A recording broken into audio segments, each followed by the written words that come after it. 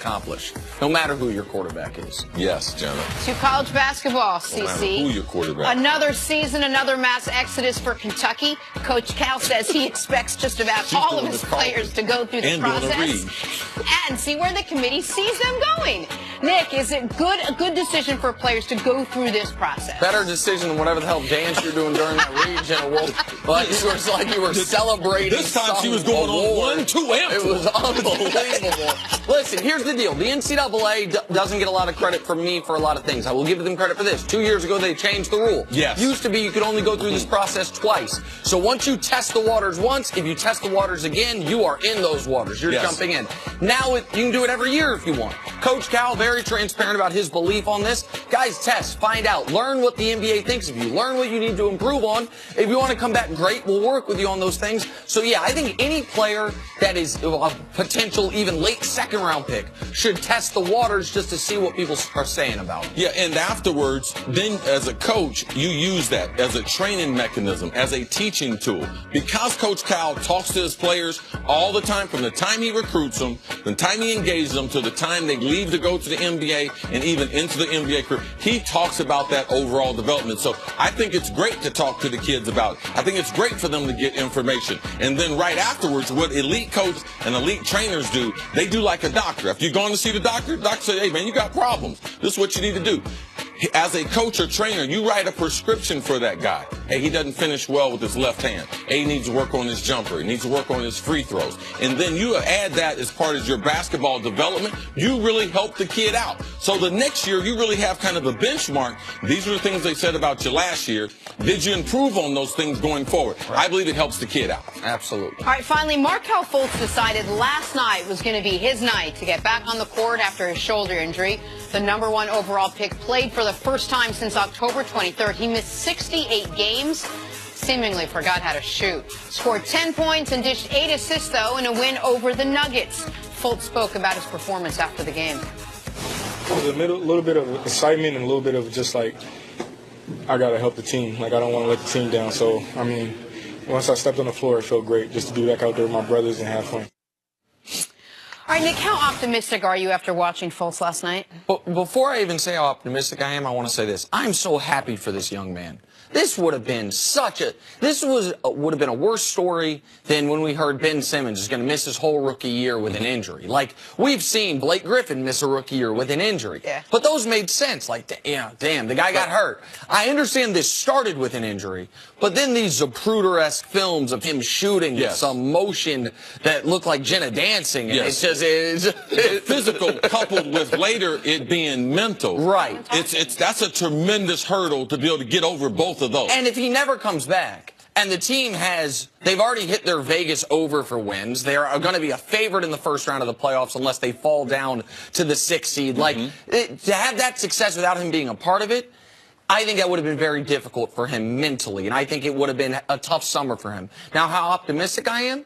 And this kid was the one can't-miss guy of the draft, theoretically. He was such a clear-cut #1 going into the draft for the general public that LeVar Ball was saying the Lakers are going to get the #2 pick, and that's how they're going to take my son. Even LeVar wasn't like they're going to get the #1 pick and draft him, because LeVar knew if they got the #1 pick, they're going to take Markelle Fultz.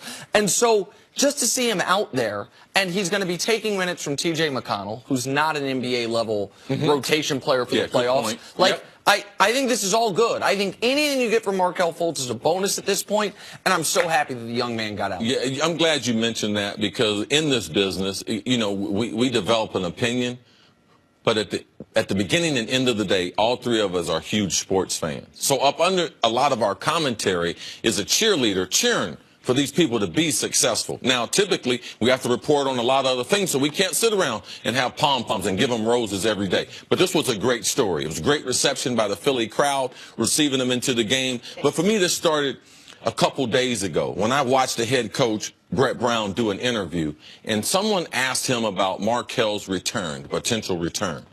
And, man, you just don't see this. After a shoot-around, the coach got choked up.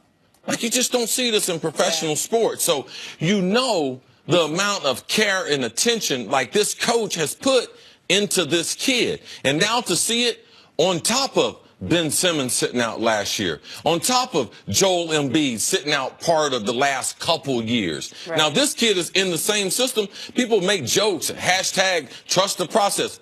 Man, the process is working. The process, this coach buying into their analytics, buying into what the front office said, buying into what the training staff, and to see it come true last night, even if he never gets back his 22-foot jump shot, which he was in college from three-point range, he shot 41%. Yeah, right. Last night we saw him pulling up with confidence with a mid-range 15-footer.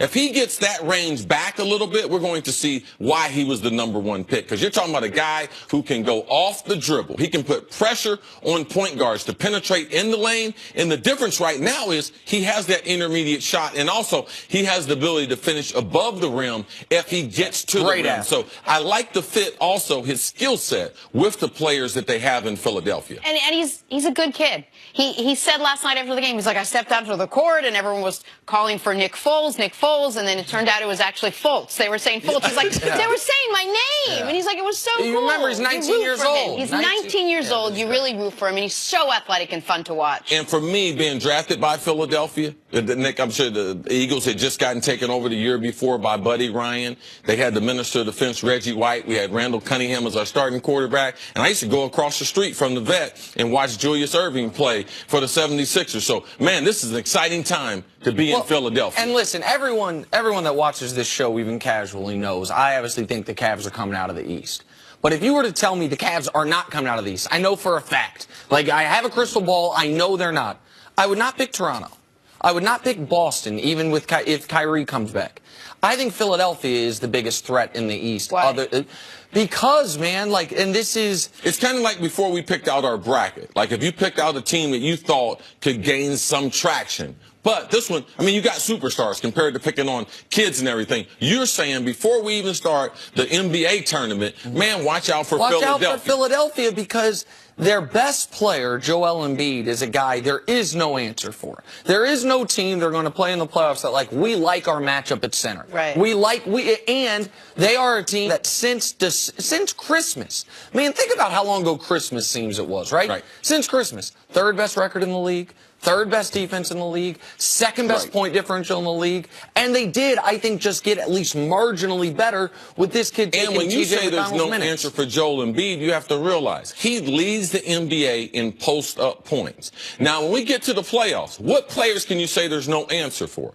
In the East, there's only two players, LeBron James and Joel Embiid. In the West, there's only two players. That is James Harden, and that is Kevin Durant. Without Steph being, and even if Steph's healthy, there's answers for Steph's in the West. Right. Because there's Chris Paul. There's Damian Lillard. There's Damian Lillard. But that's how elite the level, I believe, that Joel, and the respect level Joel Embiid is getting around the NBA. How does this Sixers team match up with the Cavs? Man, this is the other thing I've said. That's the team you didn't want to see. I don't want to, listen, right now as the playoffs are, Cleveland's the 3 seed, Philly's the 4. Let's keep them just like that. Right. I feel really good about that. Yeah, that's the one team you did not want that. I've been adamant about this. Like, Philly can present problems for you. Philly's got a 6'10" point guard. They gave J.J. Redick that $22 million so he can just stand out and shoot. Not for that defense on the dunk we saw, but just stand out and shoot. They added Ersan Ilyasova. Saric is an intriguing player. Now all of a sudden, like, you also got to keep in mind, if you've been watching Philly, and you mentioned Philly fans not like me. Philly football fans might not. Philly basketball fans might not you. The guy whose minutes he's going to take, T.J. McConnell, is shooting 0% from 3 this year. He's a 6-0 point guard. 0%. Yes.